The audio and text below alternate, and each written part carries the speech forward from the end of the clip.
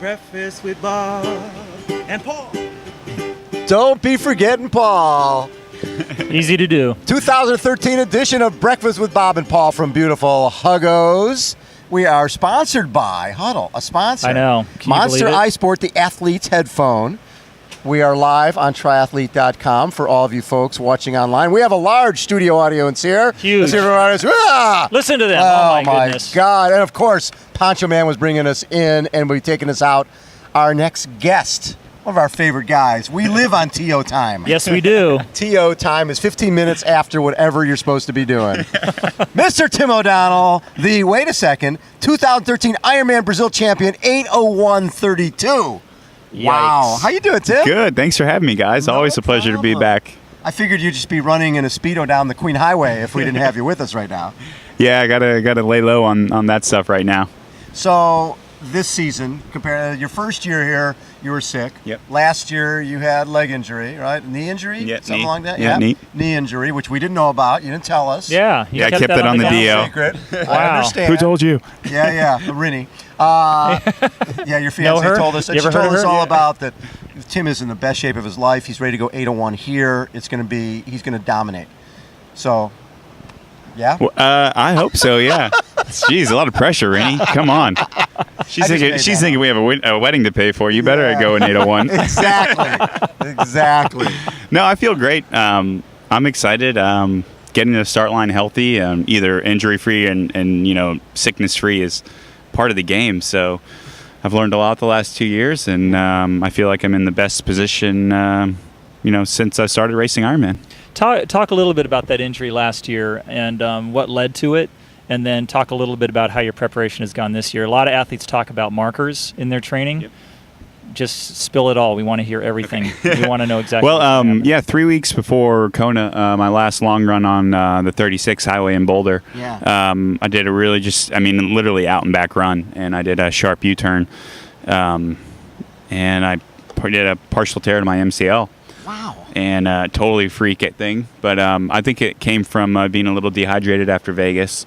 Last year it was really hot. Right. I got back and I didn't recover properly, and I got right back into training hard, and it really set me back. I got on the plane here to Kona without running last year for 2 weeks, and just kind of sucked it up. I had that DNF the year before, so you knew you wanted to finish the regardless, I said, you gotta, you can't make this a habit. So I just sucked it up and got out there and got eighth. Yeah, got eighth. Took 6 weeks off of running after that, and been kind of rehabbing in the winter and back on track. So when you look at your, 51:37, 4:44, and then 2:53, with not having run and with knee injury, you have to look at that and go, man, I made the best out of what could have been a crappy situation. Right. It's, like I said, it's still my responsibility to get to the start line healthy. So, just try to piece together a solid race. And that's the thing with Kona. I mean, so many guys can win, but that means some of them are going to absolutely shatter themselves trying to win. So I kept a pretty conservative race last year just to try to establish myself here. And I'm about progress. Some guys can win, their first or second time here, but a lot of guys like Mark Allen takes years. So, my goal is progress.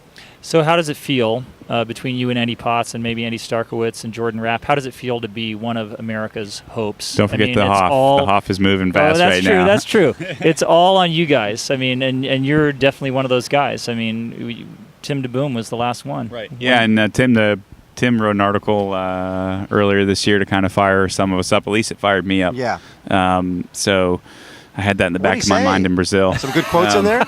Anything you can remember? I think he's got them all now. We're talking bulletin board material. Yeah, I had a saying. I've had a saying this year, but it has an expletive in it, so I'll save it for the show. It's for me. It's not a lot of pressure, but I want to. My goal is to ultimately win this race, not to be the top American. So, if I get a podium and one of the other American guys is in front of me, I'll still be happy because I'm moving towards that win. Right. That beats getting 11th and being the top American. Now, did you surprise yourself in Brazil? I mean, 8:01. That's that's the real deal when you start going that fast. It means you were consistent all day and really didn't have any down times. Yeah, I mean, Brazil for me, I've studied the course. I thought it was a course I could break 8 hours. I didn't think I was going to be solo the whole day, but it's a different race. It probably played to my strength in terms of I could just do my own thing and settle into my own rhythm. Yeah. But I mean, I just kept in the back of my mind out there, how would a Kona contender race this race? And he would push it himself the whole way, and that's what I tried to do. What did you learn from last year's race? I mean, you like you said, you hadn't run, you were coming in injured, but you were still competitive. What did you learn about yourself at the end of that race? What did you take away from it? I've re-examining that race, which I've done a lot in the last year. For me, it's about realizing I can almost push myself harder at that pace or at a higher pace and still be okay. Yeah. It's a learning curve figuring out, where's that line. You don't want to go over it. Ironman Arizona, I tried to break 8 hours. I went over that line and I ended up running like 350 something. Right. So, but you don't know unless you do it. Right. Unless you put yourself out there. Yep, exactly. So now I've, in training and everything, I've kind of realized that I think I can settle into a stronger pace and still be all right. And I'm going to have to take a little more chances than I did last year if I want to be more competitive. So far, the names that are coming up are the same names we saw last year in the top 5. Pete Jacobs, obviously, Frederick Van Leerd, Sebastian Kinley, Raylert. Ferris, not so much, but you mentioned never know. by Macca, and he's a past champion, so you never can throw that out. What is it going to take to get you guys into that conversation? Is it literally going to be, well, we got to be in the top 5, duh? Or, you know what I mean? It seems like it was a little unfair last year because you had the injury. There's a lot of things going on that a lot of people don't know about. And it sounds like, just based on this conversation, I sit here and I'm like, T.O.'s now in the top 5. Yeah, it's like we can start talking about him. You just revealed. Yeah, I think it is as simple as, you've got to get there. Nothing is an indicator for Kona except how you do in Kona, in my opinion. Right. Yeah. So I'm as good as my last race, and that's an eighth place here. And if I want to be considered a true contender, then I have to prove it and be in the mix on Saturday. Transitioning from, you started as an Olympic distance, Olympic format type of guy, and then to 70.3, and then to Ironman. Take us through the transformation from being a short course, sub 2 hour guy to a low 8 hour Ironman.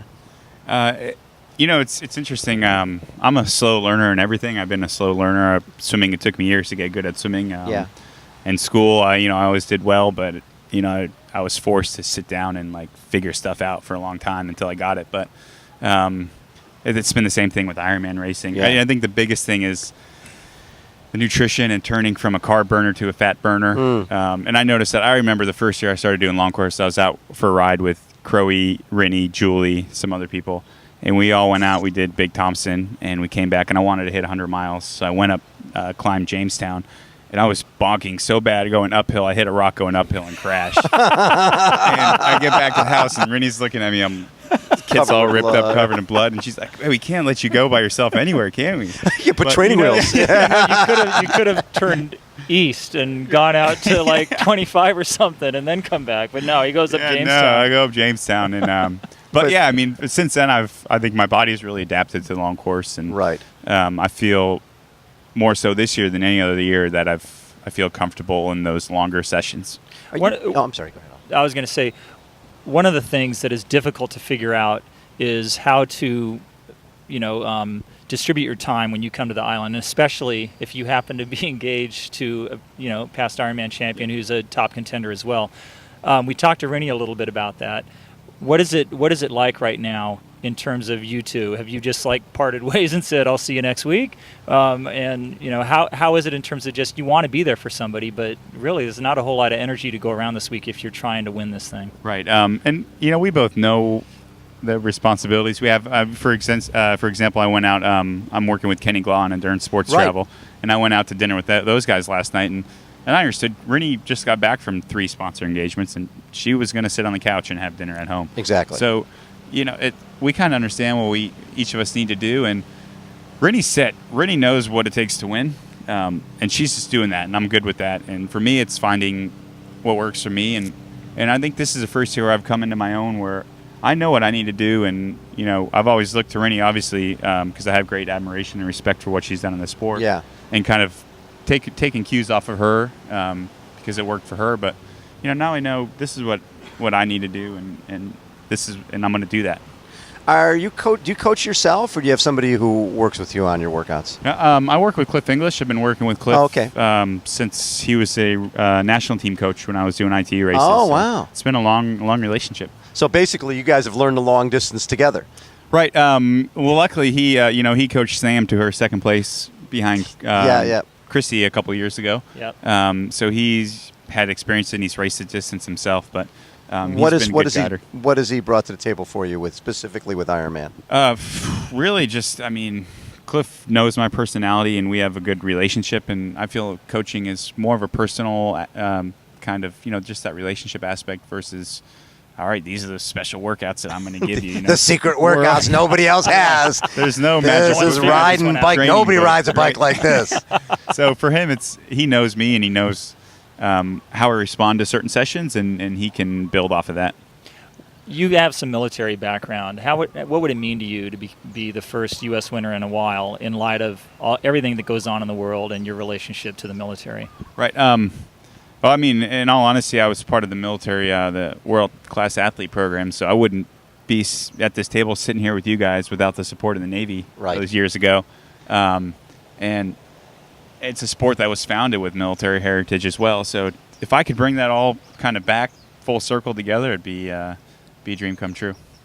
Love that. Hey, Tim, thanks so much, man, for taking time, joining us, doing a little breakfast. Yep. We're going to bring Mr. Poncho Man back in here again. We're brought to you by Monster Eye Sport, the athlete's headphones. We're at beautiful Huggos, Breakfast with Bob, and the wonderful Mr. Poncho Man. And thank you so much, Tim O'Donnell. Up this morning, smiled at the rising sun. The three little birds is at my doorstep, singing sweet songs, a melody pure and true, saying, "This is breakfast with Bob and Paul." Poncho Man, thank you very much. Our studio audience, thank you for being here.